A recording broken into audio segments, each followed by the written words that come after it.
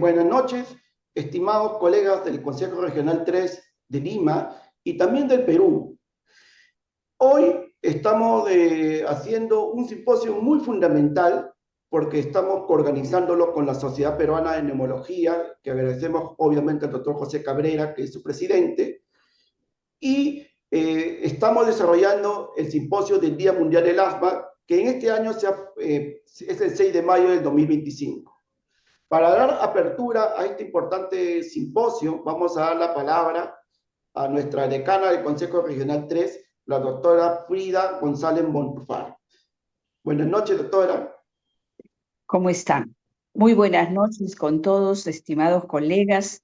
Mis saludos, doctor Cristian. Mis saludos, doctor José Cabrera y al doctor Renato Casanova.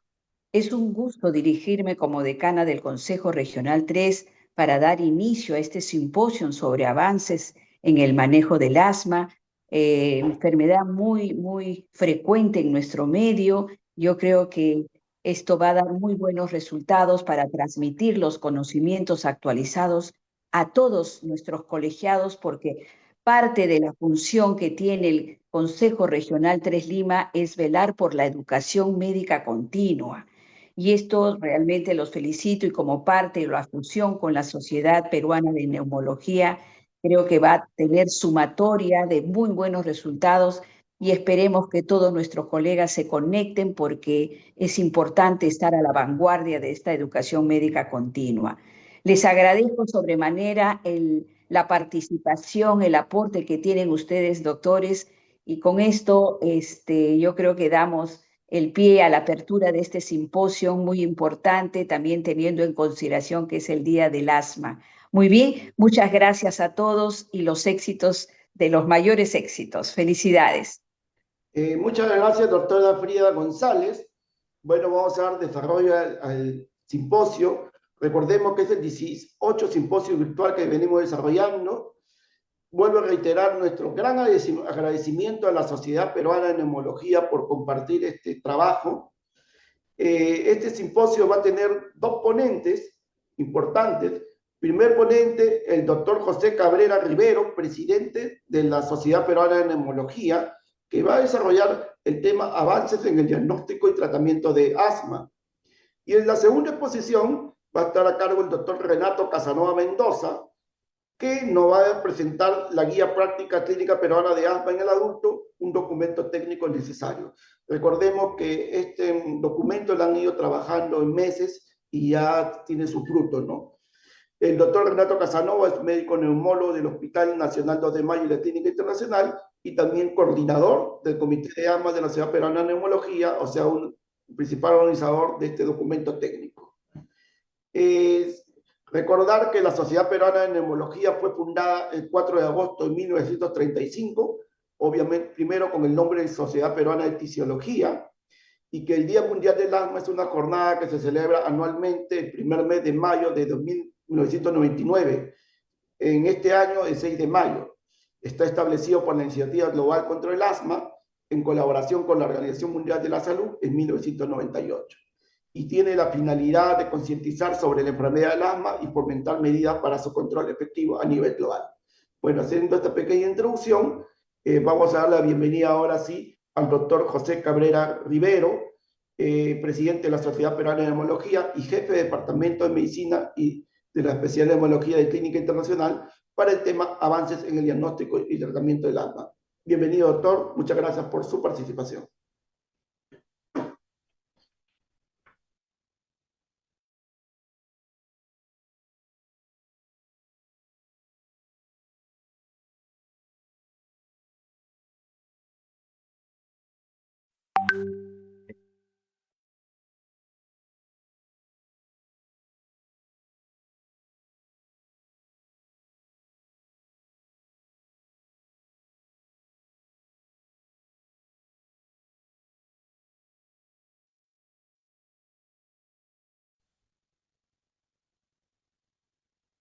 Ok, a ver.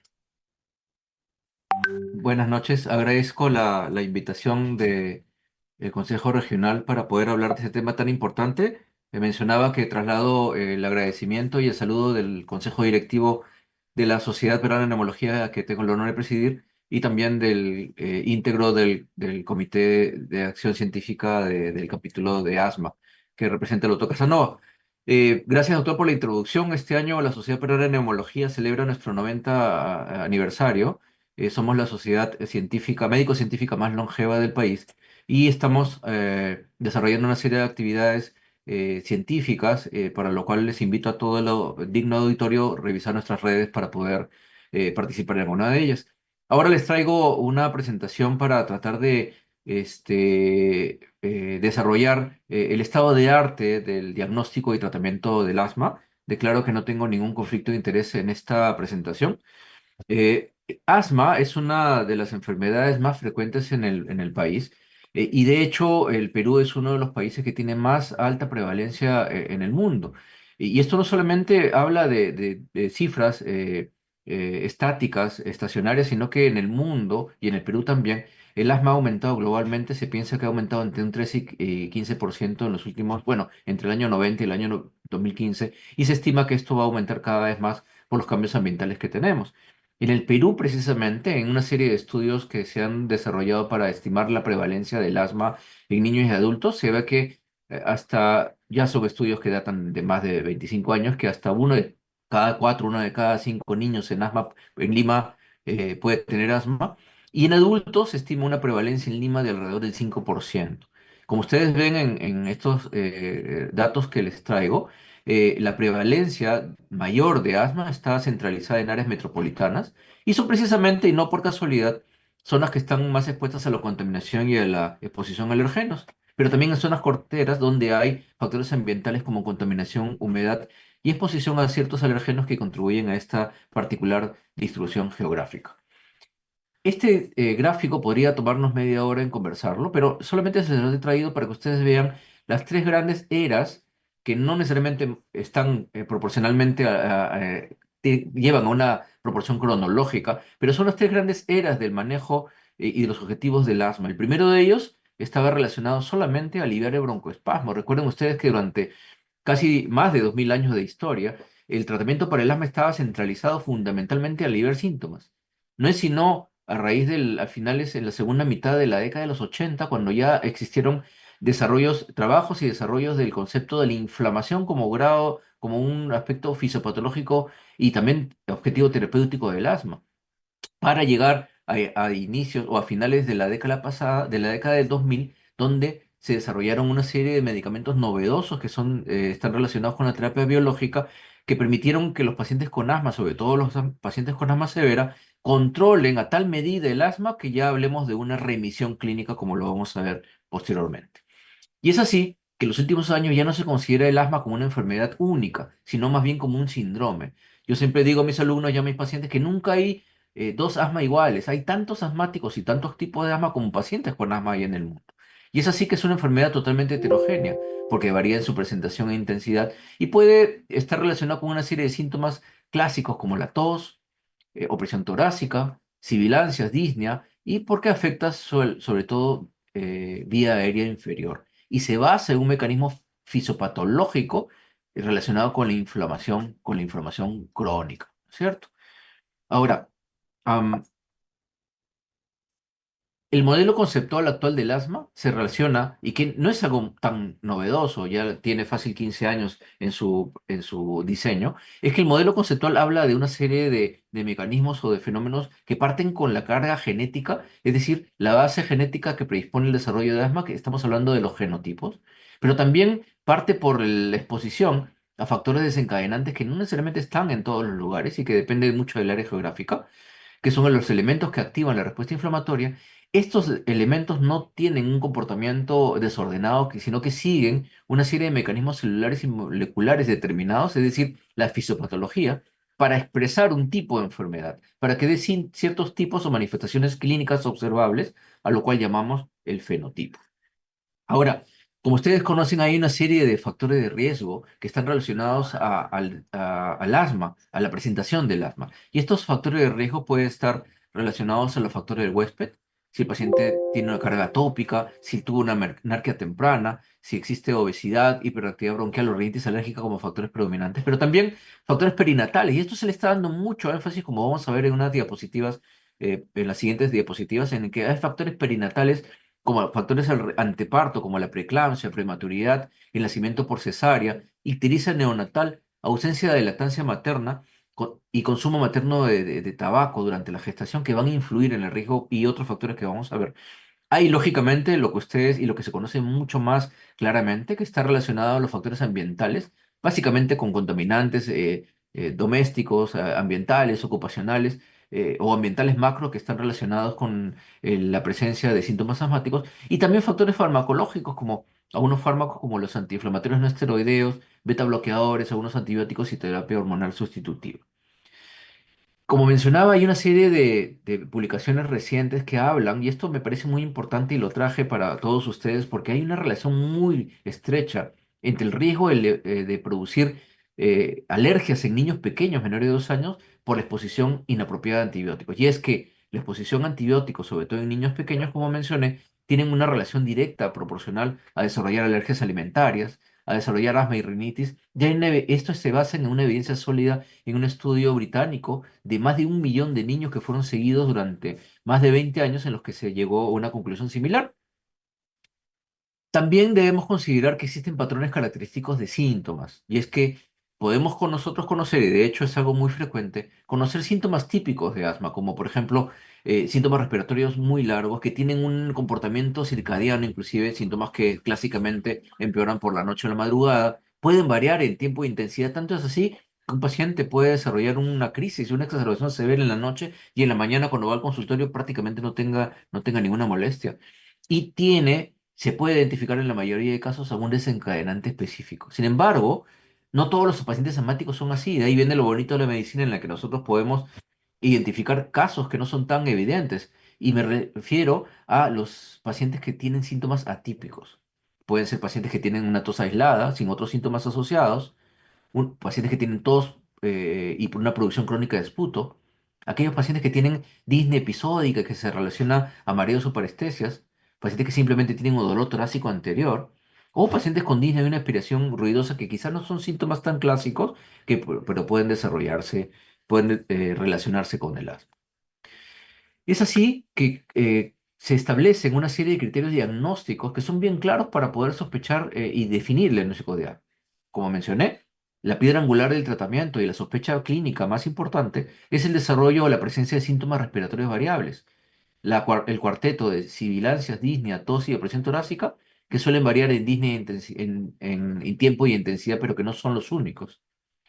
Estos síntomas se deben asociar como criterio diagnóstico a una evidencia objetiva de producir una limitación expiratoria, que clásicamente se ve en una espirometría con un volumen expiratorio forzado en el primer segundo disminuido, con una relación también reducida comparado con el límite inferior normal. Ya lo vamos a explicar en una diapositiva en un momento. Pero también, no solamente existe este tipo de compromiso funcional, sino que existe una variabilidad en el flujo, en la función respiratoria. Y esto lo vamos a documentar mediante pruebas funcionales objetivas. Y es así que Gina habla un poco, mucho más que versiones anteriores, sobre las pruebas de función pulmonar y cómo éstas nos pueden ayudar a confirmar esta característica indispensable del asma, que es el flujo expiratorio variable. De hecho, hay un término que lo ha corregido, que se ha corregido y simplificado en esta actualización que acaba de salir este mes del GINA.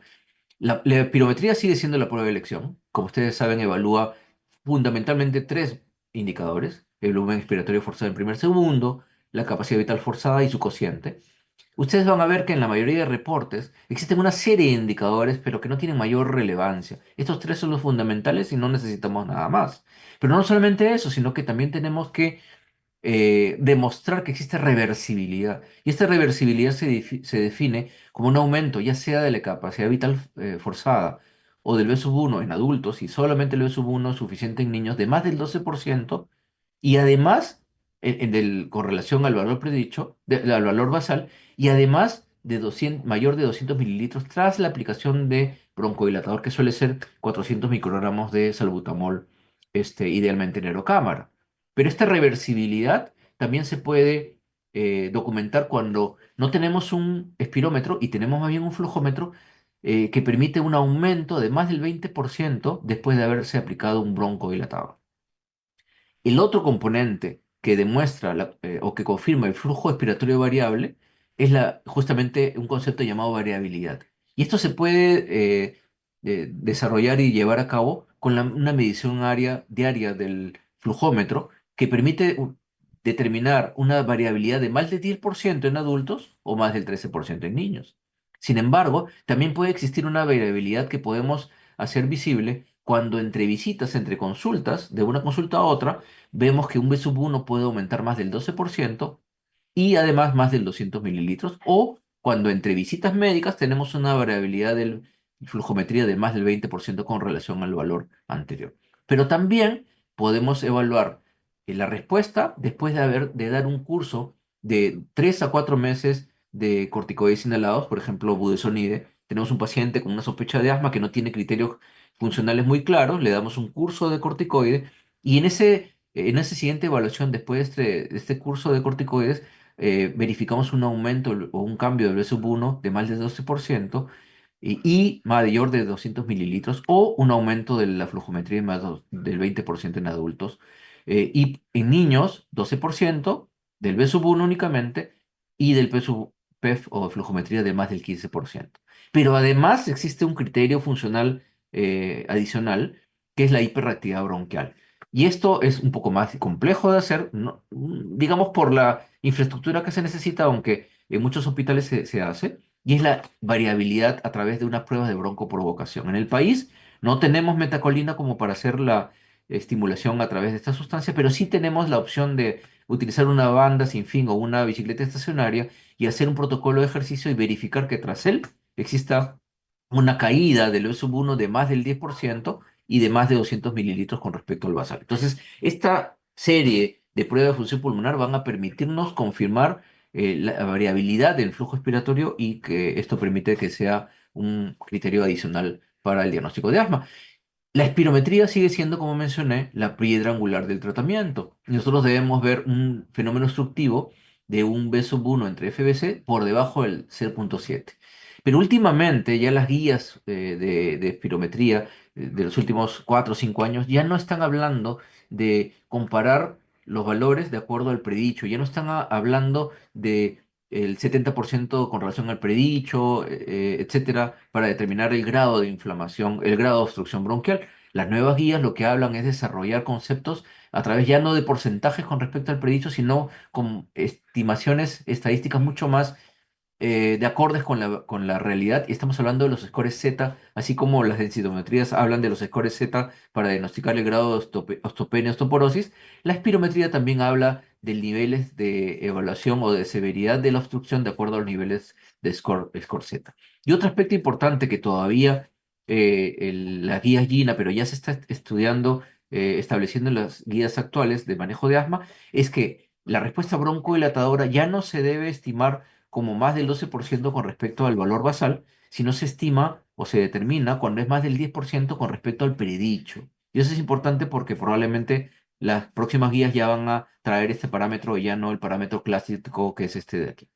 Y lo que ustedes ven en la parte derecha de la pantalla es un ejemplo de un paciente que tiene dos características importantes y a mí me llamó la atención haberlo visto recientemente porque este es un paciente que era asmático, tuvo un COVID severo que lo llevó a estar ventilado por casi 2 meses. El paciente tuvo una traqueostomía, hizo una estenosis traqueal post-intubación. El paciente fue sometido a una intervención. Además de eso, quedó con una obstrucción de vía aérea superior. Por eso es que ustedes ven aquí un tanto en la prueba pre, un tanto aplanada la curva inspiratoria. Y la curva expiratoria, miren cómo, perdón, la curva expiratoria, miren cómo mejora grandemente después del bronco-dilatador. Esta es la parte pre, la línea negra, la curva negra, y la curva roja es la curva post-broncodilatador. Y miren ustedes en la curva volumen-tiempo cómo hay un aumento marcado después broncodilatador de un 72% en el FBC y del 98% en el FB1.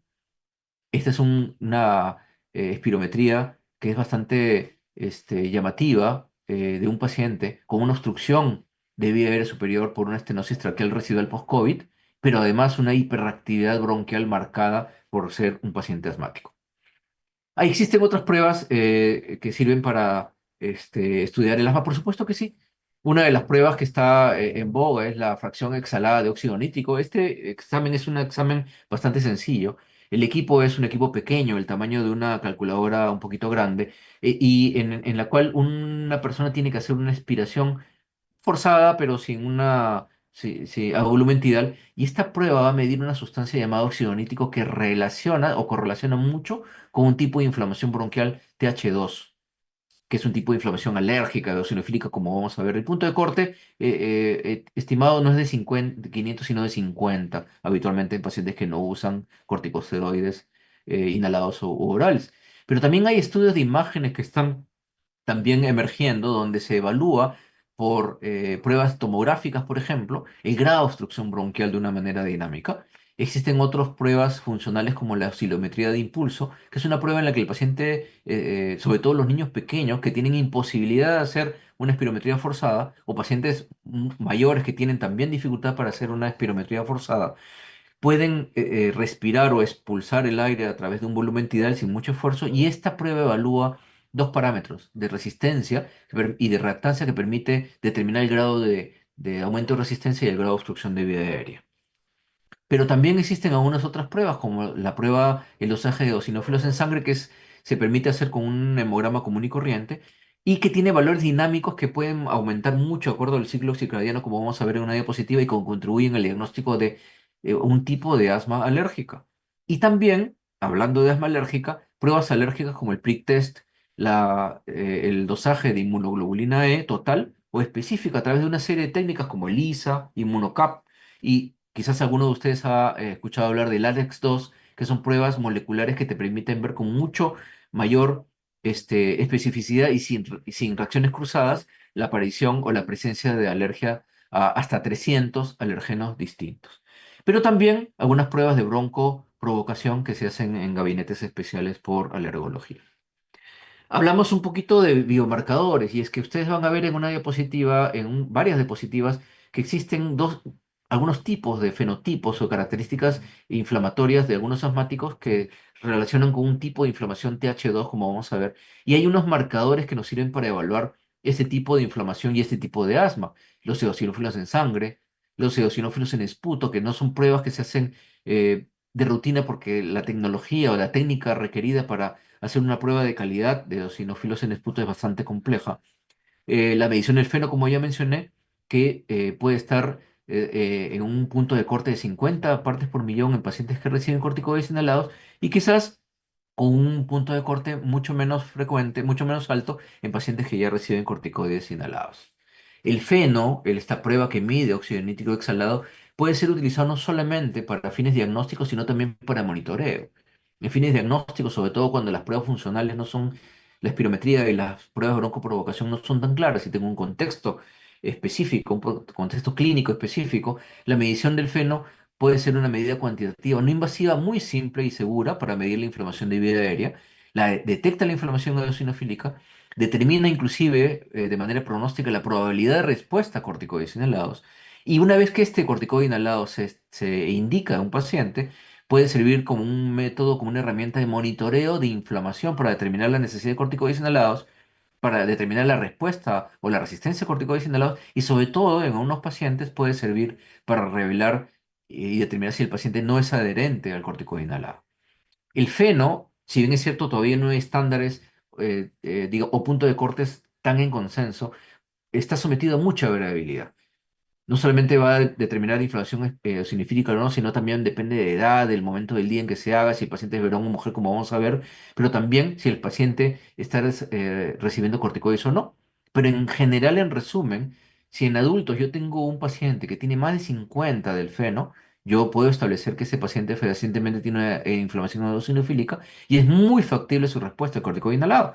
Este punto de corte alto está en 35 en niños, un valor bajo en contraparte es de menos de 25 partes por millón, que habla de que no hay inflamación eosinofílica, o si yo tengo un paciente con criterios de asma alérgica TH2, es muy improbable la respuesta a aumento de dosis o al corticoide inhalado.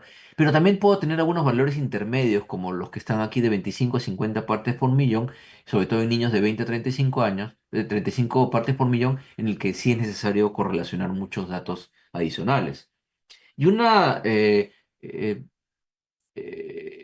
un concepto que Gina lanzó en esta actualización de 2025 está relacionado al diagnóstico de asma en niños menores de 5 años, que ciertamente constituye un grupo etario donde es difícil hacer el diagnóstico. Gina lo intenta aclarar y establece una triada de tres requisitos ineludibles para hacer el diagnóstico con un alto grado de certeza de asma en menores de 5 años. Que el paciente tenga sibilancias recurrentes, y en que entre estos episodios de sibilancias o de crisis hay episodios con síntomas como por ejemplo tos después de un resfrío, sibilantes cuando hace ejercicio, cuando ríe, cuando llora, etcétera. Que se excluyan otros diagnósticos, como están ahí bronquitis, reflujo gastroesofágico, cuerpos extraños, alguna anormalidad estructural.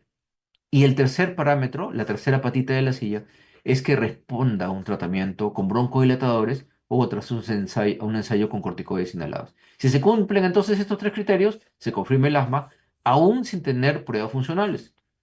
Con uno o dos criterios se considera un asma sospechada o una sospecha de asma, pero el paciente ya puede tener criterios para empezar un tratamiento. Ahora, hablemos un poquito del tratamiento para el asma. El tratamiento para el asma tiene tres dimensiones. El primero es el no farmacológico. El segundo está relacionado con los medicamentos de control y el tercero con la medicación de rescate. Vamos a hablar un poquito de ellos. Y es que normalmente lo que nosotros vemos como especialistas es que habitualmente el asma es tratada como una enfermedad aguda recurrente, es decir, episodios aislados de enfermedad, pero nos olvidamos lo que ocurre entre ellos. Y esto es bien importante porque cuando lo hacemos de esa manera y solamente tratamos las crisis, esto constituye una amenaza no solamente para los pacientes, sino para las familias, el sistema de la salud y la economía porque el paciente gasta más. Hay un mayor riesgo de mortalidad que se representa en solo intervenir cuando el paciente está mal, y existe un riesgo acumulado de muchos efectos adversos para por el uso de corticoides inhalados frecuentemente, y se ha establecido que aún 4 o 5 ciclos en un periodo determinado, en un periodo de vida de corticoides inhalados ya constituye un riesgo elevado de reacciones adversas. Y por supuesto existe un mayor riesgo de morbilidad y mortalidad por asma en pacientes que tienen este tipo de manejo. Y es que en el mundo y en particular en Latinoamérica, el sobreuso de beta-2 agonistas de corta acción es muy difundido. Por ejemplo, en ese estudio de Sabina 3 del 2021, se vio que 2 tercios prácticamente de la población latinoamericana utiliza más o 3 o más canister de salbutamol al año. Y casi la mitad de los pacientes de las personas asmáticas en Latinoamérica usa más de 10 canistras al año. O sea, se usa prácticamente un spray por mes, considerando que un spray suele traer 200 disparos. Entonces, el sobreuso del salbutamol en esta parte del mundo constituye un riesgo grande, no solamente por el uso en sí mismo, sino que es un marcador de mal control del asma. Miren ustedes, aún en pacientes que están bien controlados, como los que están graficados con estas bandas de color celeste, aún pacientes bien controlados, ellos pueden tener un mal uso de inhalador hasta para usarlo diariamente. Entonces, aún los pacientes con asma bien controlado van a tener cierto riesgo de usar salbutamol muchas veces por costumbre y no necesariamente porque lo necesitan. Entonces, recuerden ustedes, el uso del salbutamol es un marcador de mal control de la enfermedad. Mientras más salbutamol use un paciente, eso quiere decir que el asma va a estar mucho, mucho peor controlada, como en este gráfico donde el uso diario de inhalador se relaciona significativamente con un score de los cuestionarios de control de asma que arrojan mal control del mismo. Hay entonces estrategias no farmacológicas. Aquí no voy a ahondar en mucho, esto lo van a poder revisar ampliamente en diversas guías, y es que debemos comenzar con una educación y automanejo. Yo siempre le digo a mis pacientes, el 50% del control del asma está relacionado con el adecuado conocimiento de la enfermedad, con la educación, con conocer medidas de automanejo. Tenemos que capacitar al paciente, enseñarles sobre las técnicas inhalatorias, explicarles qué tan importante es la adherencia al tratamiento, tener por escrito planes de acción personalizados. Y una de las novedades de la guía GINA del 2025 está relacionada a lo siguiente, a que los planes de acción no son generales, son específicos para el paciente y específicos para el nivel de tratamiento en el que está, para el grado de enfermedad, en otras palabras. Y conocer de situaciones o prácticas de automonitoreo. Controlar factores de riesgo. El paciente que fuma, el paciente que vapea tiene más riesgo de descontrol de la enfermedad. Identificar alergenos y minimizar la exposición. Lamentablemente, estas medidas específicas como usar acaricidas, usar filtro cepa, lavar las sábanas a temperaturas altas, etcétera, no tienen un correlato clínico importante. Quizás hay alguna evidencia de que sí es cierto, sirve para eliminar un poco la carga de alergenos, pero en la práctica las implicancias clínicas son muy, muy limitadas. Y también evitar contaminantes ambientales, sea fuera de casa como dentro de casa.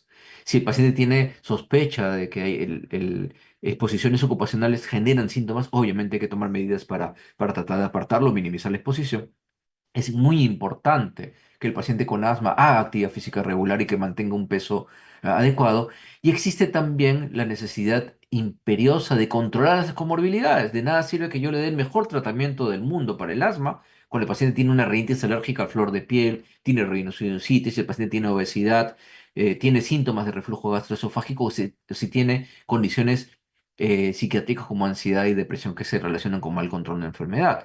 Y un aspecto bien importante, que es una de las pocas enseñanzas del COVID, es la importancia de la inmunización no solamente en niños, sino en adultos. En los pacientes adultos y niños se recomienda la vacunación contra influenza, la vacunación contra pertussis, sobre todo en jovencitos y en adultos cada 10 años, la vacuna contra el neumococo. El Estado tiene vacunación gratuita para los asmáticos y para las personas en general mayores de 60 años.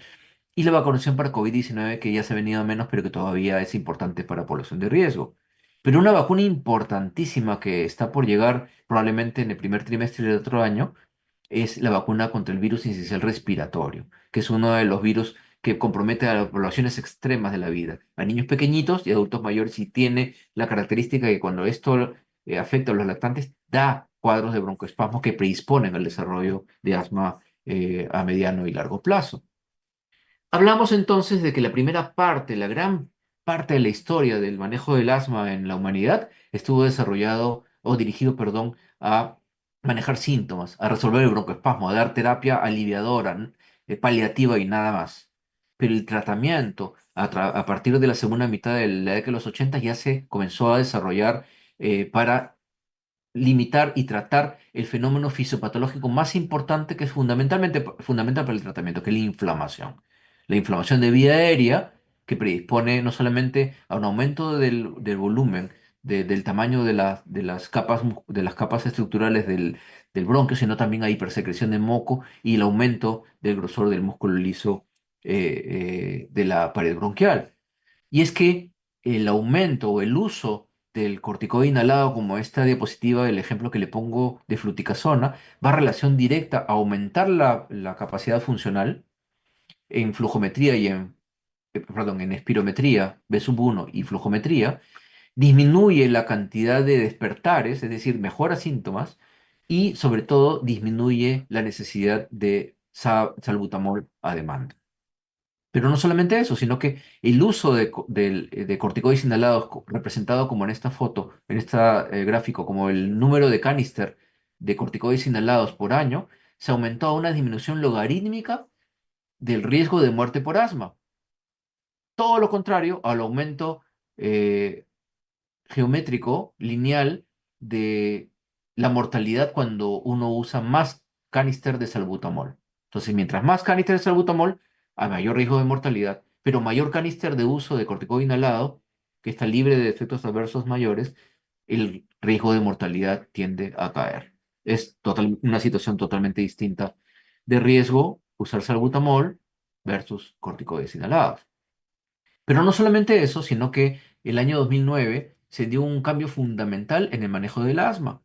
Ya no estamos refiriéndonos solamente al corticoide inhalado porque la primera guía que abordó el uso de corticoides inhalados data del año 87, 88, sino que en el año 2009 GINA, que es la guía, digamos, la más importante en el manejo del asma, ya determinó justamente los peligros del uso del salbutamol como única terapia y como terapia de rescate, porque el excesivo uso aumenta el riesgo de exacerbaciones severas, aumenta el riesgo de mortalidad, como lo vimos en el gráfico anterior, y también el uso de salbutamol pone en tela de juicio y en riesgo la adherencia al tratamiento fundamental que se basa en el uso de corticoides inhalados.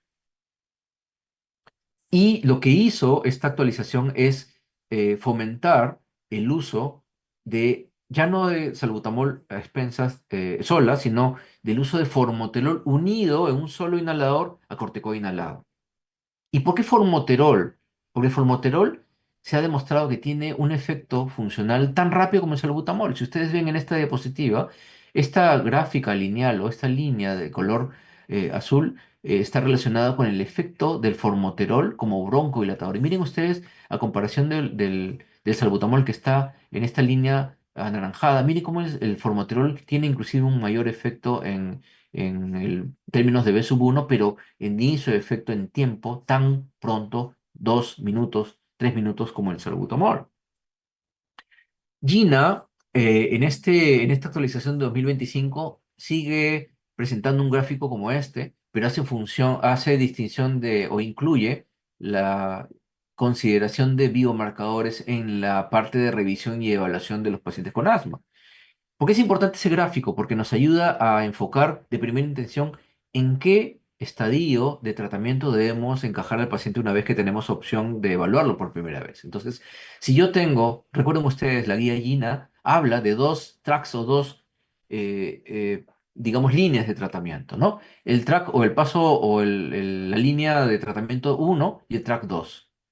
Y lo que yo hago es determinar, de acuerdo a cómo está la frecuencia de síntomas del paciente, en qué nivel de este track voy a situarlo, ¿no? Recuerden que cada track tiene niveles de tratamiento como el STEP 4, 3, 2, 1. Si yo tengo un paciente que tiene síntomas diurnos, diarios, o tiene despertares en la noche por lo menos una vez a la semana, o que tiene de inicio un grado funcional disminuido, desde frente lo paso a un STEP 4.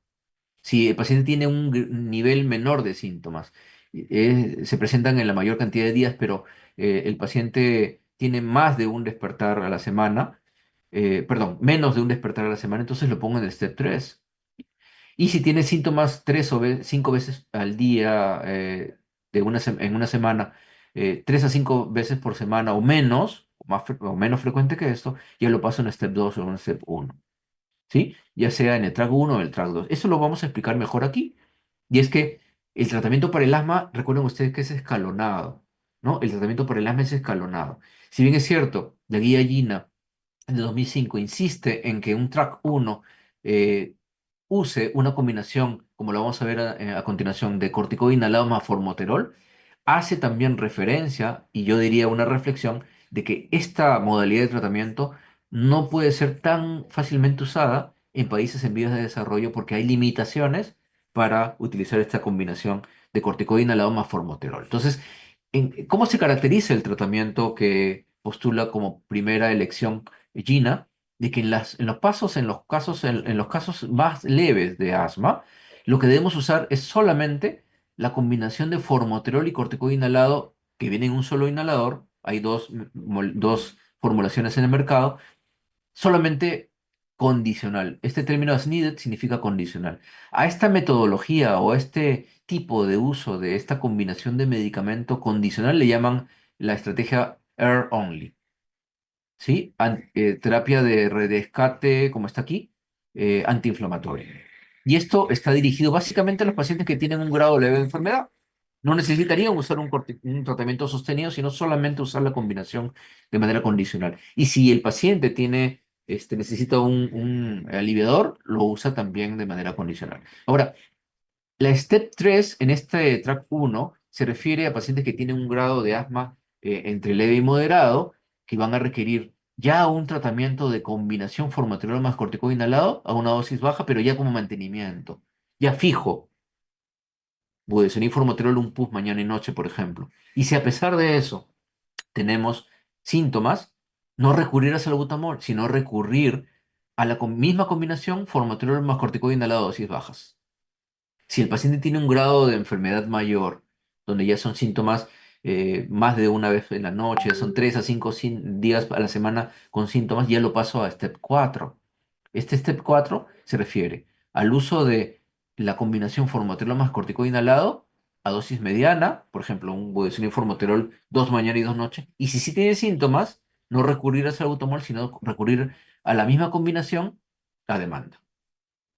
Pero si el paciente lo tengo con un grado más severo de enfermedad, yo le tengo que agregar otro tipo de medicamentos, como por ejemplo un LAMA, que es un anticolinérgico de acción prolongada, como por ejemplo el bromuro de tiotropio, y ya tengo que derivar el paciente al especialista porque podría ser candidato a una terapia biológica. Ahora, este es el mundo ideal. ¿De acuerdo? Sin embargo, hay muchas guías, como la guía de la CEPAR, ¿no? Que, por ejemplo, no determinan este escenario ideal, porque muchos países como el nuestro no tienen la posibilidad de acceder a este tipo de medicación. Y es así que sigue estando totalmente vigente que en pacientes con un grado de asma leve a moderado yo tenga que usar un corticoide inhalado fijo, pero sobre eso usar una combinación de SABA más un corticoide inhalado que puede ser tranquilamente esta combinación que durante muchos años cayó en desuso, que es salbutamol más beclometasona, como condicional, o también usar el salbutamol solo como condicional. Entonces, el tratamiento habitual que todos nosotros conocemos de corticoide inhalado de base y usar salbutamol solo de base o salbutamol más corticoide inhalado como rescate a ambos, es una alternativa todavía válida con esta guía y esta actualización del ASPE. Y el doctor Casanova va a ahondar sobre ello. ¿Por qué la estrategia llamada MART, que es usar formoterol más corticoide inhalado de base y además de rescate, esa se le llama la estrategia MART? ¿Por qué es eficaz? Hay evidencia de que la combinación en pacientes con asma leve disminuye la tasa de exacerbaciones, disminuye las tasas de hospitalizaciones y visitas a emergencia, disminuye el uso de corticoides orales. Pero en pacientes con asma moderada también ocurre.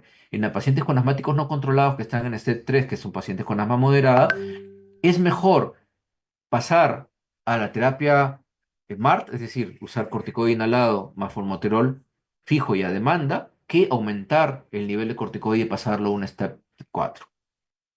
¿Sí? Entonces, antes de pasarlo y subir la dosis de corticoide, es más eficaz pasarlo a la terapia MART, donde el mismo tratamiento de preventivo con formoterol más corticoide inhalado, te sirve además como aliviador. Esa es la terapia MART. Un aspecto importante que les he traído es el hecho de la importancia de tener un control adecuado en el asma que no deba centrarse solamente en los síntomas. Y aquí les traigo la figura del iceberg donde lo que yo suelo ver o los pacientes suelen ver o algunos médicos que no son especialistas suelen ver es básicamente la presencia de síntomas, exacerbaciones, síntomas, uso de inhalador. Pero esto, me refiero a los resultados o los outcomes visibles, pueden dar un mal sentido de seguridad. Si es que yo no veo el grado de inflamación, si es que yo no veo la hiperreactividad bronquial o algunos marcadores de remodelación de vía aérea. Y es que existen una serie de factores que están relacionados con un mal control del asma. El género femenino, pacientes mayores, pacientes que no tienen una prescripción adecuada, pacientes que no son adherentes, es decir, no usan el tratamiento, y hay tratados que hablan sobre esto. pacientes que no tienen una buena técnica inhalatoria, por eso es que tenemos que, sobre todo en las primeras consultas, sentarnos con el paciente unos 5 minutos y verificar cómo usa el inhalador, ¿no? Directo, con cámara, etcétera, que no comprenda bien la enfermedad. Pacientes que tienen más compromiso funcional tienen más riesgo de descontrol del asma. Pacientes obesos que tienen comorbilidades en general van a tener más probabilidad de mal control de la enfermedad. Pero recuerden ustedes también que el riesgo de exacerbaciones agudas no es patrimonio de los pacientes que tienen asma mal controlada.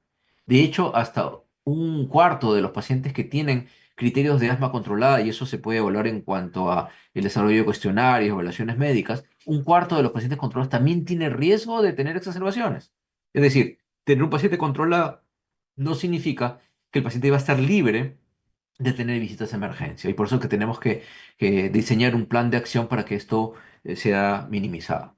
Pero no solamente eso, sino que el riesgo de tener exacerbaciones agudas está presente en todos los grados de enfermedad, ¿no? Aún en los pacientes que tienen un grado de enfermedad leve y están en un step 1, en un step 1, que son los pacientes más leves, también tienen riesgo de tener exacerbaciones que lleguen a emergencia y que requiera cursos de corticoides inhalados, perdón, orales.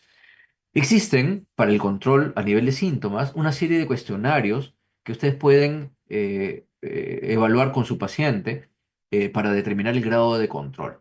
Por ejemplo, la guía de Gina tiene un cuestionario abreviado de 4 preguntas, que es uno de los más prácticos, pero también existen otros que inclusive tienen aplicaciones en el celular como el asma por el ACQ-5 o el asma control test. Y eso lo pueden ustedes evidenciar fácilmente en algunos aplicativos. Pero también existen las pruebas funcionales y la utilidad de las pruebas funcionales trasciende el control de síntomas porque los síntomas no correlacionan con la severidad y el grado de obstrucción bronquial. Por ejemplo, en este estudio, en este grafiquito ustedes pueden ver que el tipo de pacientes o el grupo de pacientes que tenía o que tiene síntomas de despertares en la noche tiene fundamentalmente el mismo grado de sub 1.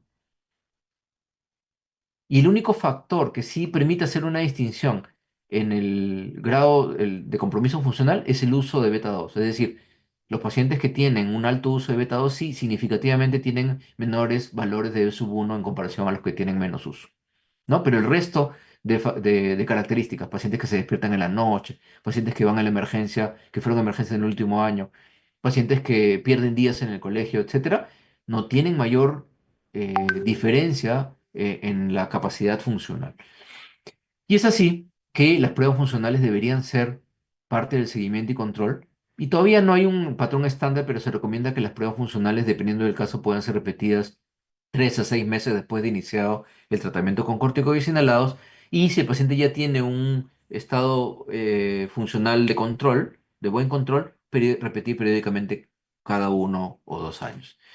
¿Cómo utilizar el óxido nítrico exhalado como control? Y es que el feno es una herramienta útil para monitorear el asma y está asociado con una serie de parámetros clínicos. El feno sí correlaciona con los síntomas. El feno sí correlaciona con el riesgo de exacerbación. Tengo un paciente que está en corticoides inhalados y tiene un feno alto, ese paciente tiene riesgo de exacerbarse.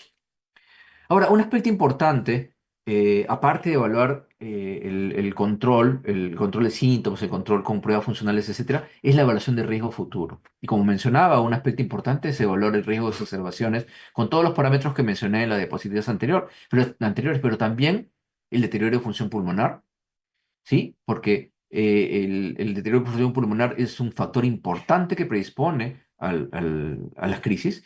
También tenemos que evaluar los efectos adversos del tratamiento y eso es importante que el paciente lo conozca porque, para empezar, generalmente hay un temor infundado del uso de corticoides, ¿no? Debemos recordar que una cosa totalmente distinta es usar el corticoide inhalado versus el corticoide oral o el corticoide inyectable. ¿No es cierto? Los parámetros de uso son distintos, los efectos adversos son distintos, la cantidad de dosis es distinta y los riesgos obviamente lo son, ¿no? Aún así, los corticoides inhalados a alta dosis y por largo tiempo tienen riesgos, aunque son mínimos, infrecuentes, pero lo tienen. Puede aumentar la sensibilidad a osteoporosis, producir diabetes, acné, etcétera, ¿no? Entonces, ¿cuáles son las recomendaciones clave? Evaluar riesgos individuales y en cada consulta, educar y evaluar la técnica inhalatoria de adherencia minimizar la exposición a factores de riesgo y optimizar el tratamiento para reducir riesgos futuros. Ahora, un aspecto importante, ya entrando en la recta final de la parte que les quiero desarrollar, está relacionado con la fenotipificación. Y es que característicamente los fenotipos del asma están relacionados con el grado de enfermedad, el control o no control, pero en los últimos años ya se está dando, y sobre todo de cara al manejo de los pacientes con asma severa, y estamos hablando de fenotipos inflamatorios. Y hay dos fenotipos grandes, ¿no? La inflamación tipo 2 alto y la inflamación tipo 2 bajo, y esto está relacionado al a los mecanismos fisiopatológicos que producen la inflamación en el asma. Y es que hay un tipo de asma, que es el asma alérgica, que depende de la liberación de IgE por las mastocitos, y hay un asma eosinofílica que depende fundamentalmente de la liberación de los eosinófilos de mediadores como la interleuquina 5 y la interleuquina 13. ¿Ok? Asma alérgica y la asma eosinofílica. Pero también hay un asma que no depende mucho de la liberación o del efecto de los alergenos y la estimulación de eosinófilos, interleuquina 4, 13, 5 o interleuquina o inmunoglobulina E, sino que hay un grupo de pacientes que tienen, ya sea por contaminación, por algunas alteraciones de la microbiota respiratoria, etcétera, tienen un tipo de asma que se caracteriza por infiltración neutrofílica, ya no eosinofílica, ya no alérgica, sino neutrofílica, y que tiene parámetros de tratamiento mucho más complejos. Entonces, el fenotipo alérgico constituye más o menos la mitad de los pacientes con asma grave, son pacientes atópicos que debutan precozmente con la enfermedad y tienen una producción elevada de interleuquina 4, 5, 13, inmunoglobulina E. Los pacientes con el fenotipo T2, pero eosinofílico, constituyen más o menos el 25% de los asmáticos graves, tienen menor atopía, son generalmente adultos de aparición tardía y predominancia de eosinófilos en esputo, aunque también hay infiltración de estas interleuquinas.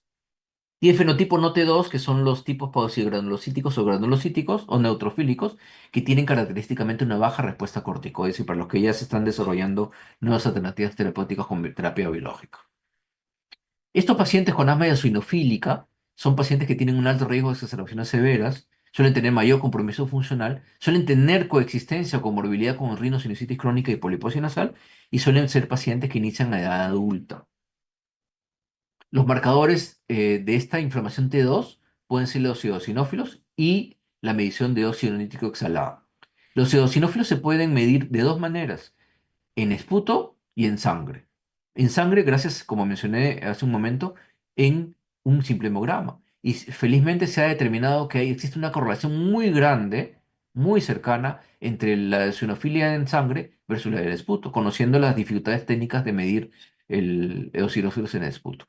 Y la eosinofilia en general va a correlacionar grandemente con el grado, el riesgo de exacerbaciones. Miren ustedes que así como hay otros factores que correlacionan con un riesgo mayor, como comorbilidades, etcétera, de tener más de dos exacerbaciones al año, miren ustedes la eosinofilia, insisto, en sangre con un simple hemograma también es un marcador de riesgo. ¿Cómo cambia el eosinófilo en sangre y el feno? Está sujeto a una serie de variaciones.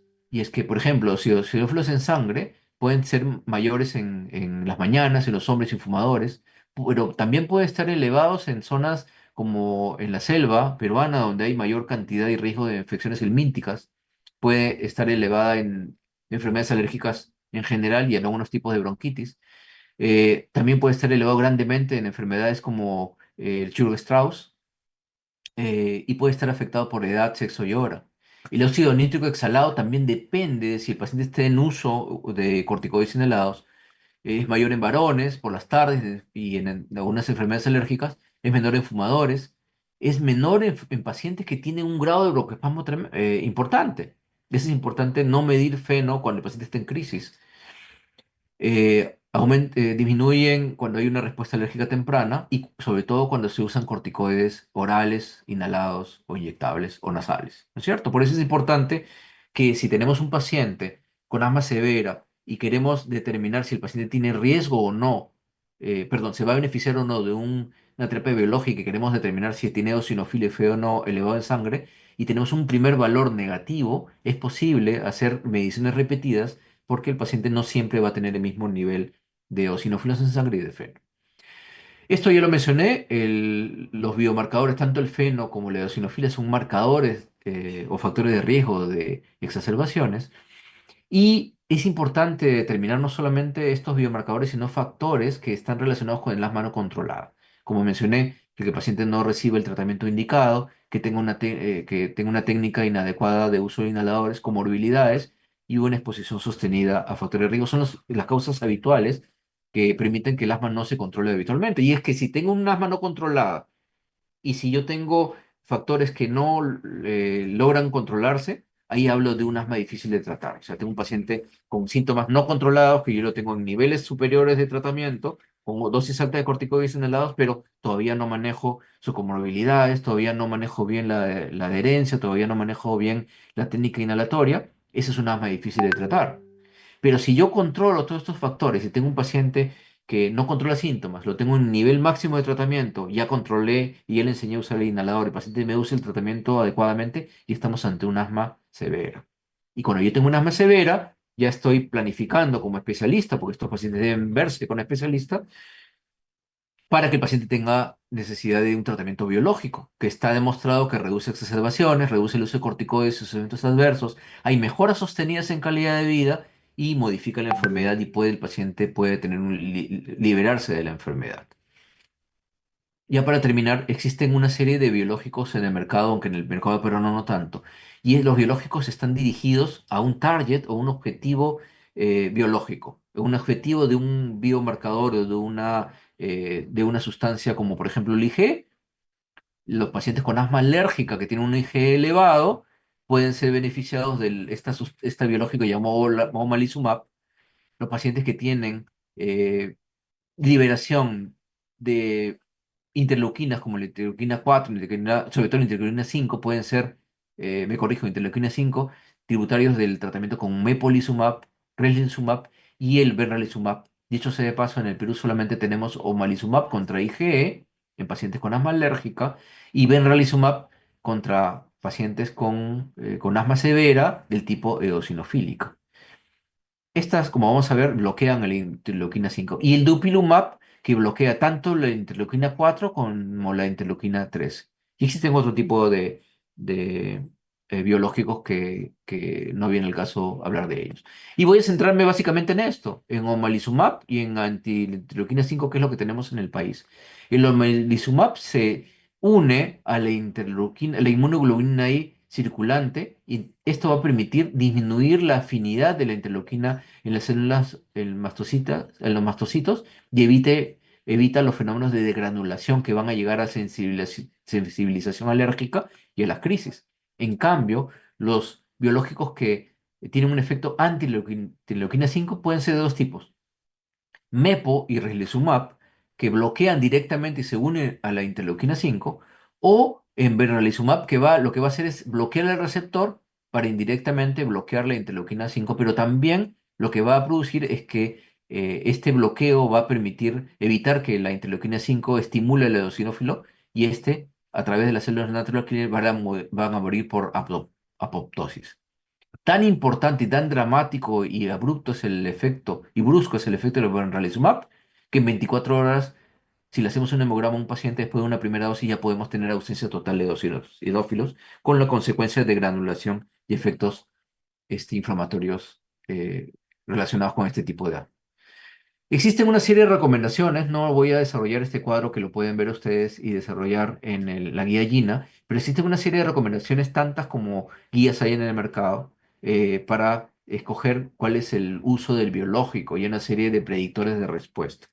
Pero se los puedo resumir aquí y ya esta es una penúltima diapositiva porque este es un esquema que los equipos multidisciplinarios deberíamos usar para decidir cuál es el tipo de biológico que debemos usar. Entonces, no debemos discutir de una manera libre los casos, sino debemos sistematizar la información y buscando factores clave que nos van a permitir identificar cuál es el biológico que podemos usar, porque no todos los biológicos están aprobados para todos los grupos de edades. Por ejemplo, la edad del paciente es importante, qué síntomas, la evolución del tratamiento farmacológico y cuál fue la naturaleza de ello, número de cirugías previas, si es que lleva el caso, qué comorbilidades tiene, qué tipo de alergias tiene, si el paciente fumó o no, número de ciclos de corticoides inhalados en el último año, los puntajes de estas evaluaciones tomográficas de sinusitis, escalas que determinan la pérdida del olfato para buscar rinosinusitis o poliposis nasal, perdón, puntajes de pólipo nasal, es decir, valoraciones endoscópicas, puntajes de severidad de congestión nasal a través de escalas análogas como el VAS, puntajes del Lund-Mackey que también tiene que ver con la obstrucción nasal, y los estudios paraclínicos como lo desarrollamos, básicamente biomarcadores, eosinófilos en sangre, inmunoglobulina E, resultados relevantes de pruebas alérgicas, los valores de feno más importantes. Y en base a eso, yo puedo determinar cuál de los biológicos voy a poder utilizar, dependiendo del tipo. Es importante, y Gina de este 2025 lo resalta, que es necesario que se hagan estudios que se llaman head to head. Es decir, si yo tengo un paciente que se puede beneficiar por tener eosinófilos en sangre muy elevados y el feno elevado de una terapia anti-interleuquina 5, y tengo tres anti-interleuquina 5 que uso, entonces hay estudios que son necesarios establecer cuál de ellos funciona mejor. ¿Sí? Como mencioné, en el Perú solamente tenemos omalizumab y uno de los tipos de anti-interleuquina 5 que se llama benralizumab, que también tienen otras indicaciones clínicas, como por ejemplo para urticaria, para poliposis nasal, para dermatitis atópica severa y poliposis nasal, como mencioné.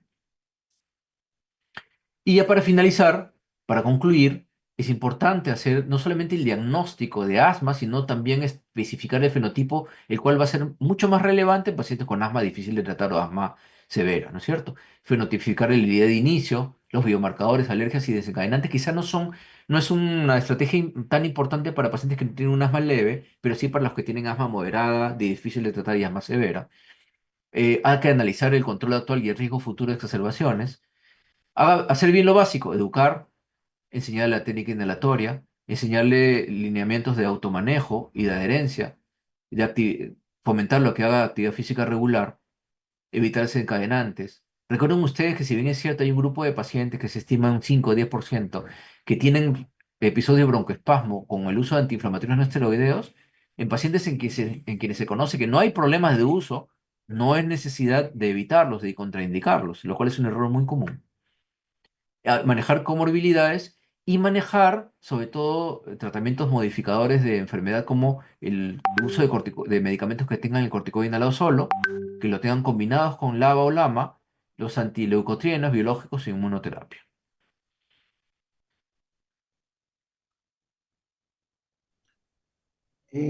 Muchas gracias, doctor José Cabrera Rivero, presidente de la Sociedad Peruana de Neumología, por esta amplia, actualizada y profunda exposición de avances en el diagnóstico y tratamiento del asma. Mucho agradecimiento de parte del Consejo Regional 3 Lima, la doctora Fría y el Consejo en conjunto.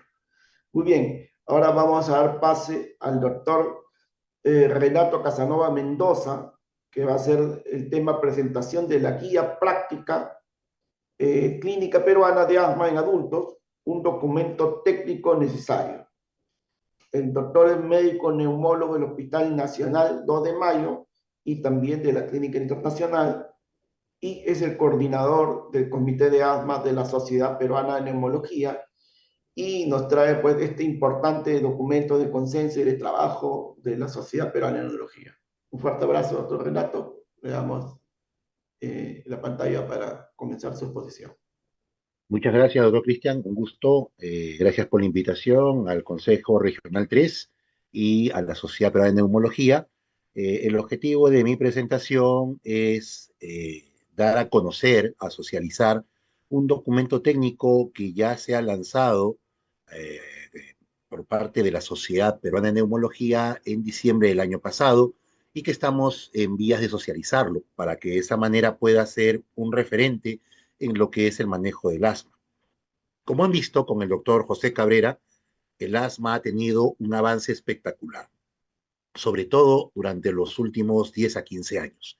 Han visto que es muy compleja la enfermedad, tiene múltiples aristas al cual manejar, hay múltiples formas clínicas, hay diferentes tratamientos, pero lo que debemos hacer es tratar de sistematizar esa evidencia científica en un documento técnico que sea amigable, que el médico de atención primaria pueda descargarlo gratuitamente y pueda servirle como un soporte para la toma de decisiones de tanto terapia como de referencia. La guía peruana de asma tiene como siglas la GUIPA, son las siglas de este documento. Es un documento que ha sido elaborado por el Comité de Asma de la Sociedad Peruana de Neumología y que demoró aproximadamente entre 16 a 18 meses, como corresponde a una guía de práctica clínica. Una guía de práctica clínica es un documento técnico. ¿Y por qué nos enfocamos en el manejo del asma? Porque el asma es una enfermedad de altísima prevalencia a nivel mundial, con más de 340 millones de personas afectadas. Y como vemos, las tasas de prevalencia en nuestro país son bastante elevadas en comparación con países de otras latitudes. Aquí tenemos un mapa mundi de lo que viene a ser la prevalencia de asma según diferentes estudios realizados durante las últimas 2 décadas y en donde podemos ver que en el mapa del Perú está teñido de rojo debido a que hay una de las tasas de prevalencia más altas del mundo, comparándose con países como Brasil, Estados Unidos, Canadá, Australia o Reino Unido.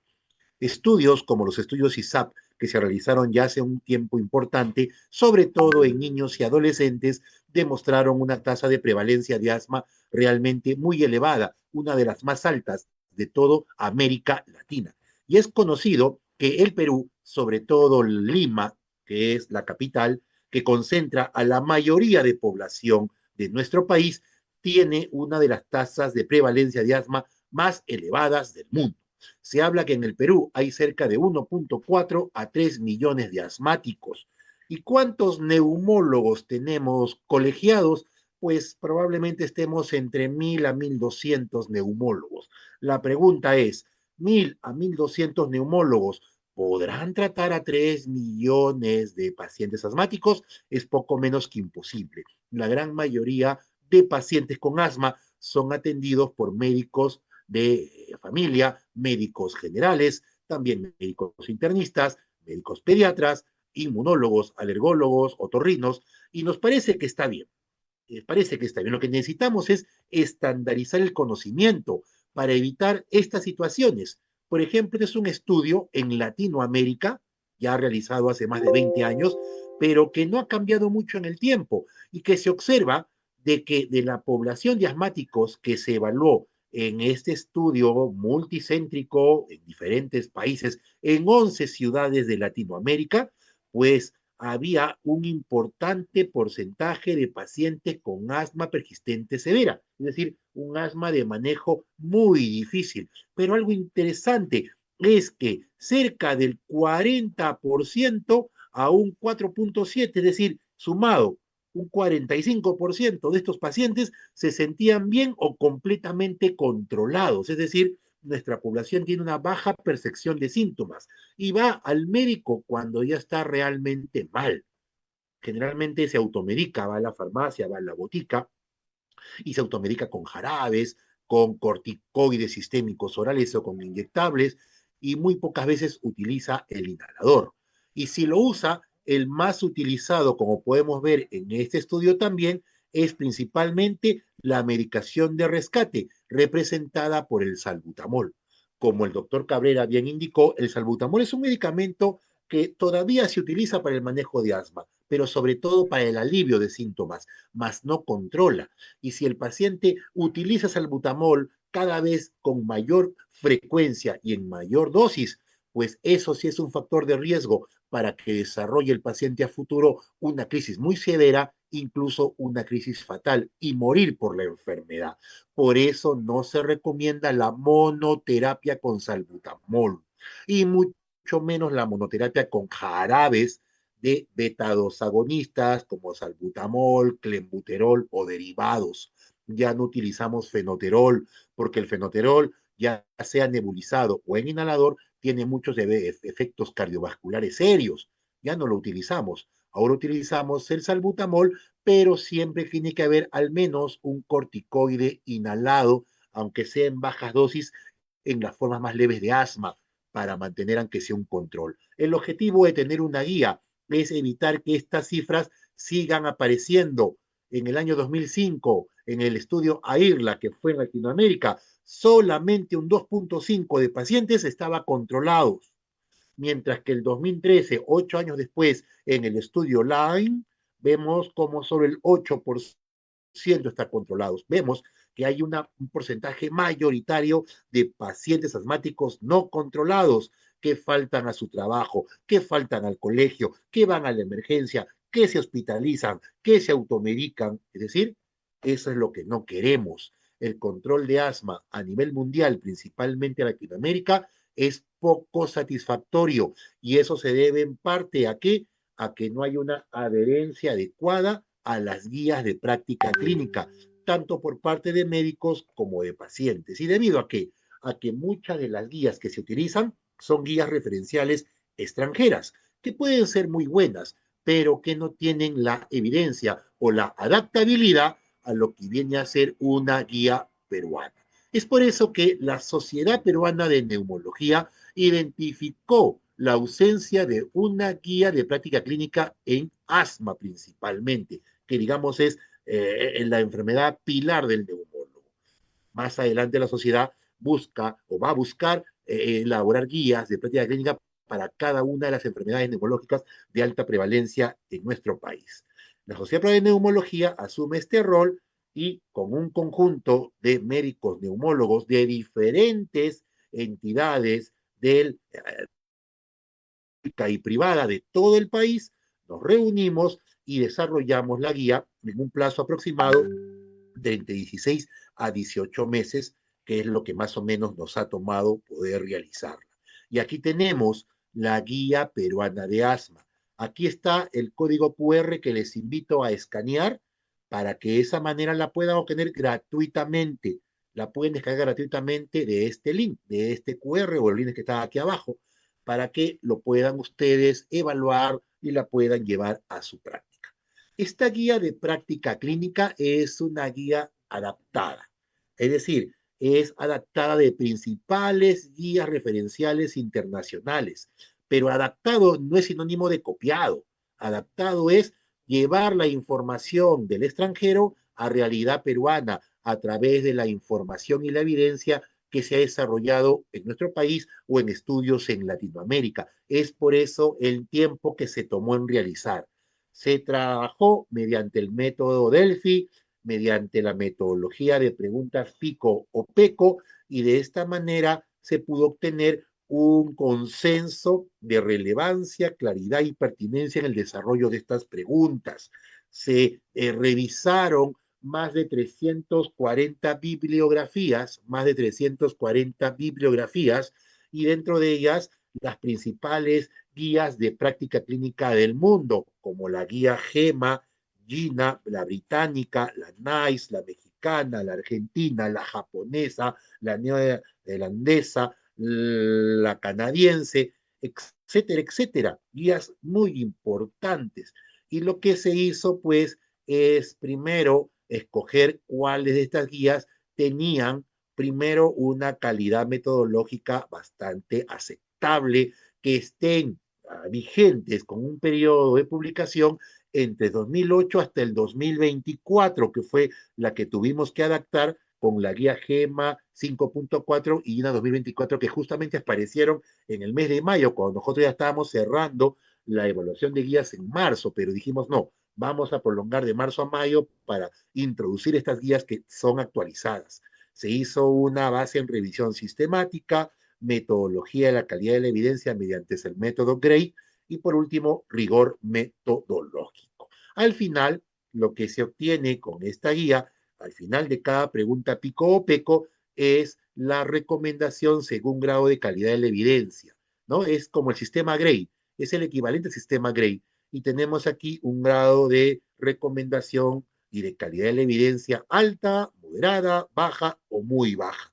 De tal manera que no solamente en esta guía vamos a decir qué es lo que se debe indicar, sino qué es lo que se debe indicar como la primera opción porque tiene una alta calidad de evidencia o una moderada o una baja o una muy baja para que de esa manera el médico pueda tomar la decisión más adecuada para su paciente. Esta guía de práctica clínica evalúa el diagnóstico, tratamiento y prevención del asma en adultos. Ese es el objetivo, que sea un documento de referencia para el tratamiento del asma en adultos en nuestro país. Ya estamos trabajando lo que correspondería a la parte de niños, que después se va a adaptar a esta guía y cada año esta guía va a ser actualizada con la evidencia que vaya apareciendo año tras año.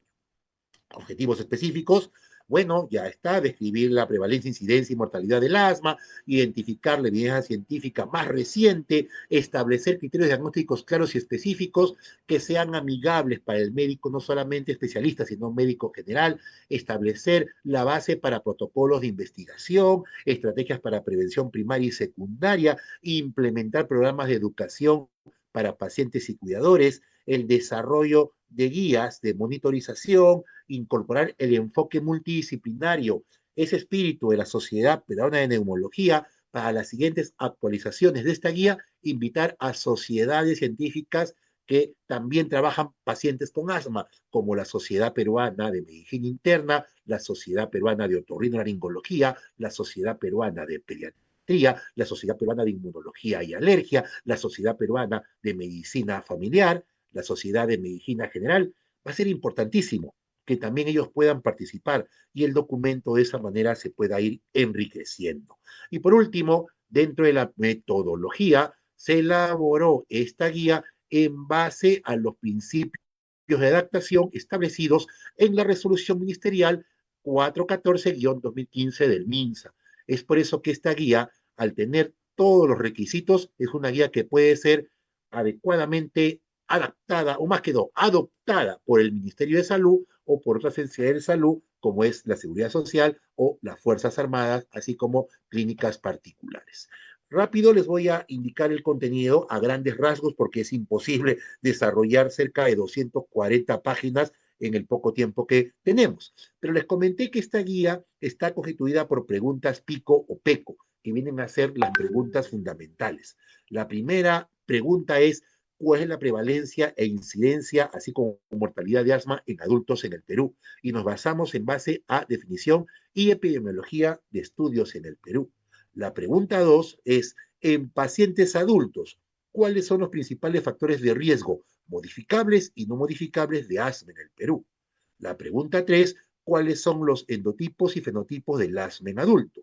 La pregunta 4, ¿cuáles son las estrategias diagnósticas a seguir en los pacientes adultos con sospecha de asma? La pregunta 5, en personas adultas con sospecha clínica de asma, ¿qué pruebas funcionales respiratorias confirmarían el diagnóstico? Y van a ver que vamos más allá de la famosa espirometría y la flujometría. Hay pruebas más innovadoras que también aquí las vamos a incluir o que ya están incluidas. Pregunta 6, ¿cuáles son los principales diagnósticos diferenciales y comorbilidades del paciente asmático adulto? La pregunta número 7, ¿cómo se clasifica el asma en adulto? La pregunta 8, ¿cuáles son los tratamientos farmacológicos para el asma disponibles en el Perú? Eso es muy importante. El doctor Cabrera ha estado hablando de medicación innovadora, sobre todo en el asma grave, y estamos hablando de los biológicos. Quiero que sepan que el 5% de la población mundial con asma tiene asma grave, es decir, de los 340 millones, aproximadamente 17 millones de seres humanos en el mundo tienen asma grave, que se trata con medicación biológica, y el Perú no es ajena a ello. En nuestro país ya manejamos asmáticos graves con biológicos y queremos que esto pueda ser, este documento técnico, un documento que fundamente la adquisición de medicación innovadora, ya sea inhaloterapia como terapia biológica, para nuestros pacientes, porque ellos también se merecen una atención de calidad que pueda controlar adecuadamente su enfermedad.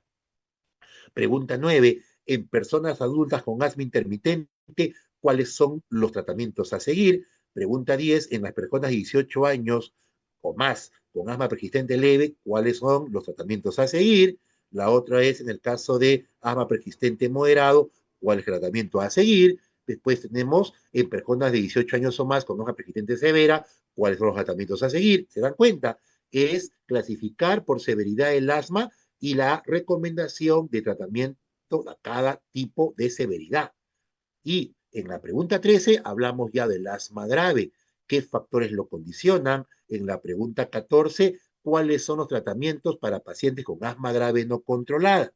En la pregunta 15, cuáles son los dispositivos de inhaloterapia más recomendados para el uso del asma en el adulto. porque ahora no solamente hay los inhaladores o MDI, llamados también canister. También tenemos dispositivos de polvo seco, unidosis, multidosis, de niebla terapéutica, de partículas ultrafinas, nebulizadores ultrasónicos, nebulizadores fallego con oxígeno. Todo eso lo tomamos también en la guía. Cómo se diagnostica y maneja la crisis de asma en adultos. También tenemos un capítulo sobre el manejo de crisis de asma en adultos. Y la pregunta 17, que es la última, cuáles son las inmunizaciones, intervenciones nutricionales y programas de educación en habilidades básicas que se recomiendan para la prevención y manejo del asma, es decir, será medidas no farmacológicas y lo que es educación en asma para el cuidador como para el paciente. Entonces vemos nosotros de que es una guía bastante completa. En la pregunta 1 van a ver aquí estadística actualizada sobre la prevalencia de asma y carga de asma en el Perú, tanto en Limas como provincias. Siempre al final de cada pregunta pico o peco van a ver ustedes un cuadro que resume las recomendaciones y las buenas prácticas clínicas, es decir, la carnecita de cada pregunta peco, ¿de acuerdo? En la pregunta 2, factores de riesgo modificables y no modificables para asma, y aquí tomamos factores que también se han encontrado en Perú, no solamente en el mundo, ¿ok? Con su nivel de evidencia y con su grado de asociación, ya sea con su OR radio o con su hazard radio, es decir, con evidencia estadística importante para saber cuál es el factor de riesgo más importante. Y no solamente hablamos de infecciones, no solamente hablamos de dietas, hablamos también de cosas que no se ha tomado en cuenta, como por ejemplo el abuso infantil, la aparición de asma, la microbiota, la obesidad, la prematuridad, la polución ambiental, la contaminación ambiental, los elementos particulados, que en nuestro país son un problema bastante importante. Otra pregunta, que es la pregunta 3, ¿cuáles son los endotipos y fenotipos de asma en el adulto? Para que vean que asmáticos hay diferentes formas. Endotipo, la parte fisiopatológica, y fenotipo, la parte clínica.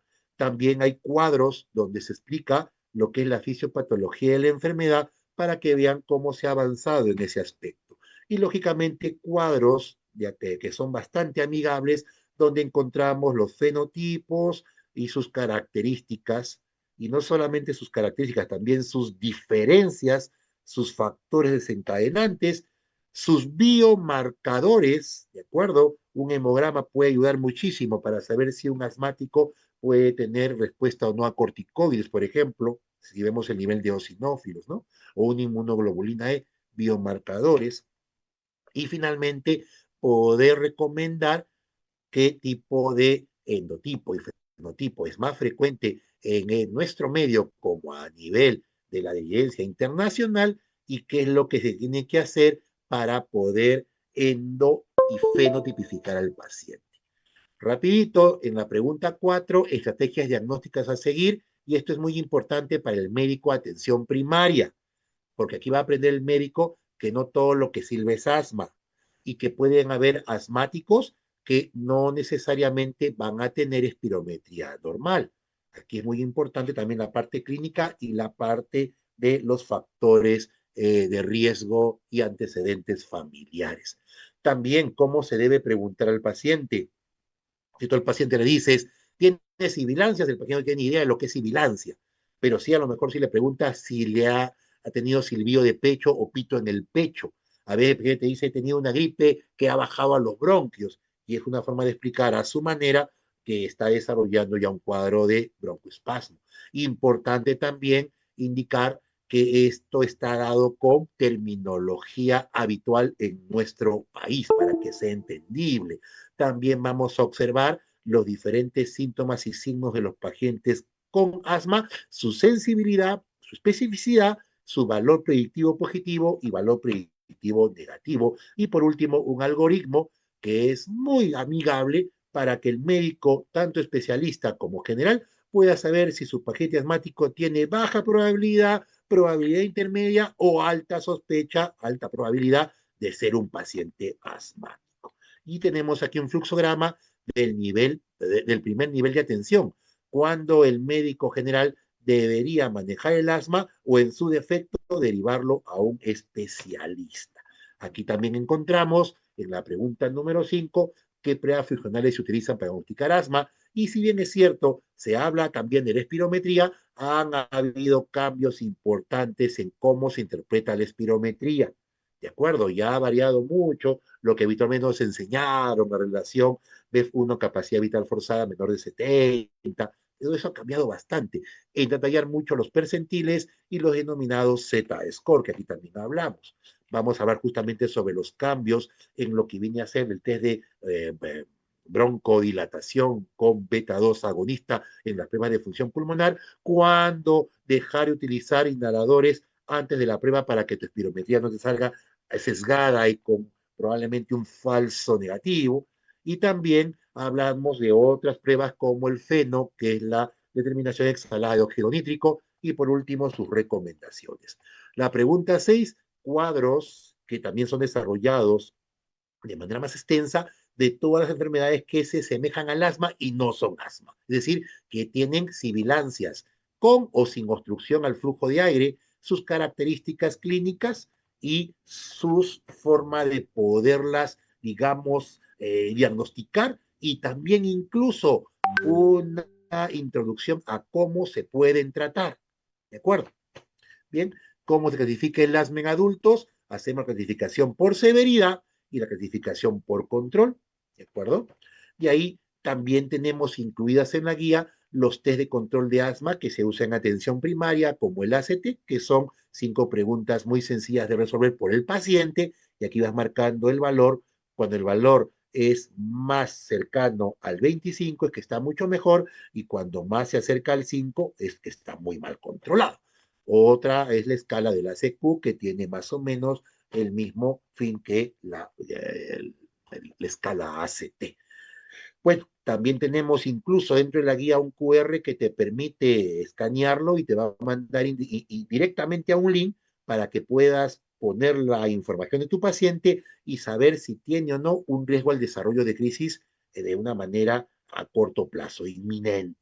¿De acuerdo? Esto de aquí también lo hemos incluido. Hemos incluido lo que es el flujómetro, lo que es el semáforo, cuando zona verde, cuando amarilla, cuando roja, cómo se debe utilizar, cómo se debe medir, ¿de acuerdo? Cuándo se debe usar en lo que sería el autocontrol del paciente. Hemos incluido el concepto de remisión de asma, que es un concepto relativamente nuevo, ¿no? Y esto es muy importante, la pregunta 8, ¿qué medicamentos hay en nuestro país? Tanto en MINSA de salud como entidades prestadoras de salud. Esto es muy importante porque ¿de qué sirve que haya leído la última guía referencial de asma y mande un medicamento que en nuestro país no está? Mandamos al paciente, el paciente va a estar yendo de farmacia en farmacia, de clínica en clínica y no va a encontrarlo.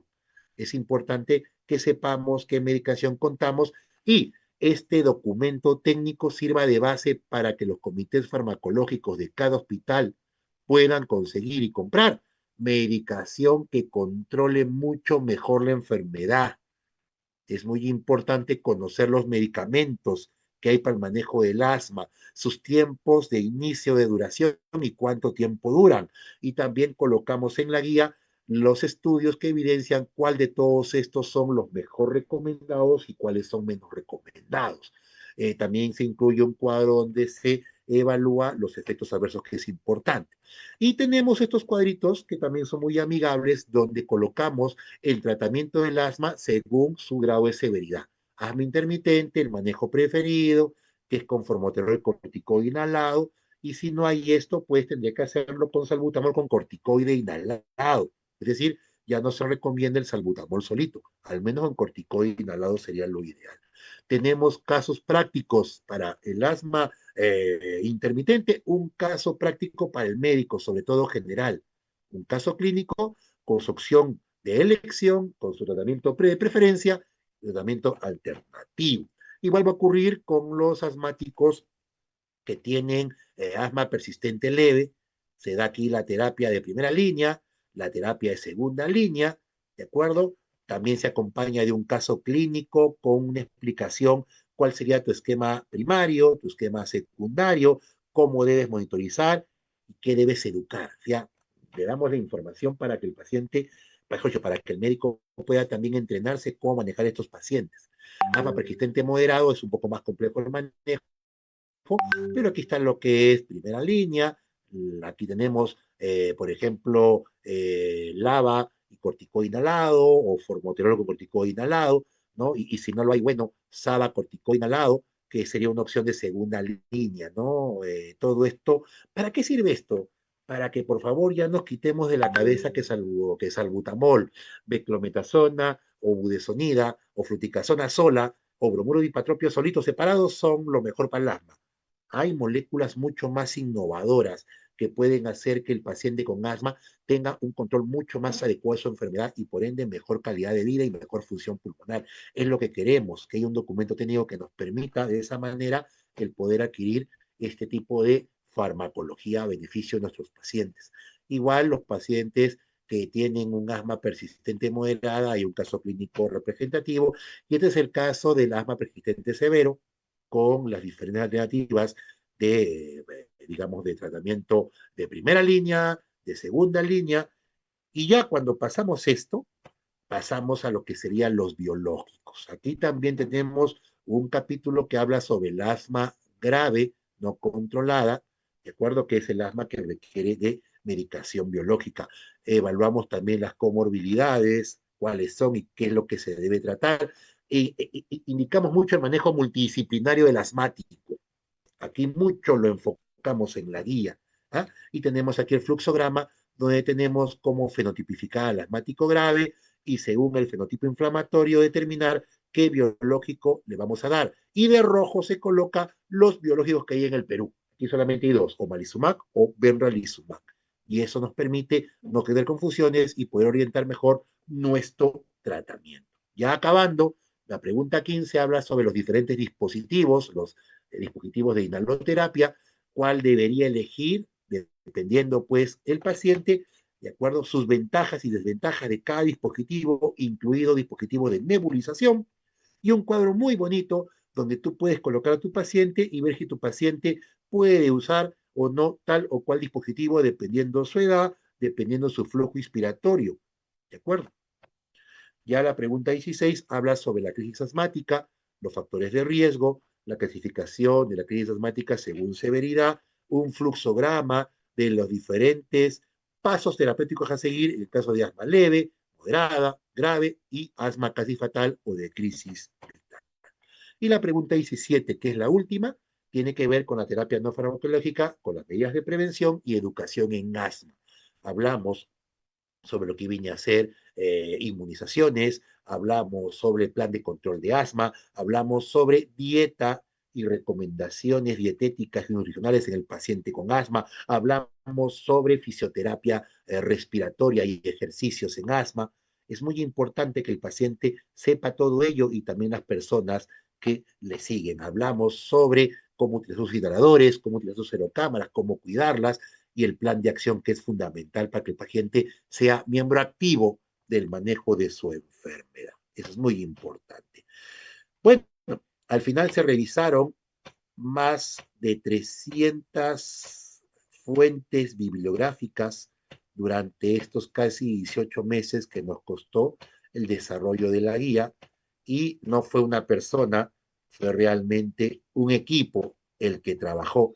Y me voy a permitir rapidito presentarlos, rapidito, nuestro metodólogo, el doctor Cristian Morán, metodólogo, neumólogo joven, ¿de acuerdo? Que tiene la categoría de investigador renacido del grupo 2 y que fue una parte fundamental en el desarrollo de nuestra guía.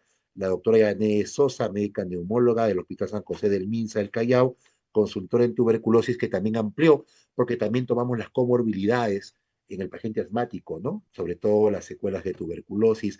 La doctora Daniela Salazar, médica neumóloga del Hospital del Instituto Regional de Enfermedades Neoplásicas y la Clínica San Felipe, también docente universitario, el doctor Alejandro Peña, médico neumólogo del INCORDE de Salud, investigador clínico de la Clínica San Pablo, docente también universitario, el doctor Iván Herrera, médico neumólogo del Hospital Arzobispo Loaiza, también docente universitario, el doctor César Colunche, médico neumólogo de Trujillo, del Hospital Docente de Trujillo y la Clínica Jana de Trujillo, docente universitario, la doctora Caprini, médica neumólogo de la Clínica Internacional y miembro de sociedades internacionales, doctor Ramón Mendoza, médico neumólogo del Hospital Nacional 2 de Mayo, miembro también de sociedades referenciales internacionales, el doctor Walter Espinosa, médico neumólogo del Hospital Cayetano Heredia, de la Clínica San Felipe, y miembro reconocido de sociedades internacionales y docente universitario, la doctora Yulisa López Choque, médica neumóloga de salud de Moquegua, y miembro de sociedades referenciales, doctor Ricardo Sánchez Sevillano, médico neumólogo de la Clínica San Borja y el Golf, investigador clínico y también miembro de sociedades referenciales de neumología, la doctora Ruth Mary Guamán Achuy, que es médica neumóloga del Hospital Adolfo Guevara de Cusco y miembro de sociedades reconocidas, y quien habla el médico, bueno, el doctor Casanova, que soy yo, médico neumólogo del Hospital 2 de Mayo y también miembro de sociedades referenciales. Esta guía fue revisada por un consultor extranjero, que es el doctor Ali Munibe Abraham Ali, que es un referente mundial en asma y latinoamericano en asma, y hizo la revisión de un consultor externo para darle validación. Y finalmente la guía fue presentada en diciembre del 2024 en una ceremonia especial en la Sociedad Peruana de Neumología. Aprovecho esta ventana que nos ha dado el Consejo Regional 3 del Colegio Médico para poderse presentar a ustedes y la puedan bajar, como vemos ahí, en este código QR. La verdad que el objetivo es que esta guía pueda socializarse y más adelante sería lindo ver ahí las logos de las diferentes sociedades científicas y de los diferentes entes prestadores de salud del país para hacer esta guía mucho más grande a futuro. Espero haber sido un poco claro y gracias por vuestra atención. De parte del Colegio Médico, el doctor Pedro Riega Nacional, doctora Frida González y la Secretaría de Desarrollo Profesional y todos los consejos directivos, estamos muy agradecidos con la Sociedad Peruana de Neumología por este 18 simposio, que de verdad que ha tenido bastante beneficio para todos los médicos, va a tener bastante beneficio para todos los médicos del Perú, ¿no? Primero, por una exposición muy detallada del presidente de la Sociedad Peruana de Neumología, y segundo, por una guía clínica espectacular, por decir un término, bien desarrollada, bien elaborada, bien respaldada. Por área de tiempo, porque que se justifica por lo importante que han sido las exposiciones, me voy a permitir mostrar no sé si se puede ver, voy a permitir mostrarles los certificados, que obviamente por sacarse este simposio ha sido coorganizado con la Sociedad Peruana de Neumología, pero de parte del Consejo Regional nosotros también le vamos a alcanzar los diplomas tanto al doctor José Cabrera como al doctor Renato Casanova. Acá también creo que tengo acá, sí, acá está, ya, el doctor Renato Casanova, agradeciéndole de todo corazón su gran participación. Entonces, un fuerte abrazo colegiado de Lima y del Perú, y un fuerte abrazo al presidente de la Sociedad Peruana de Neumología y al coordinador del capítulo de asma. Muchas gracias con todo. Muchas gracias. Hasta luego. Buenas Muchas gracias noches. con todos. Buenas noches. Buenas noches.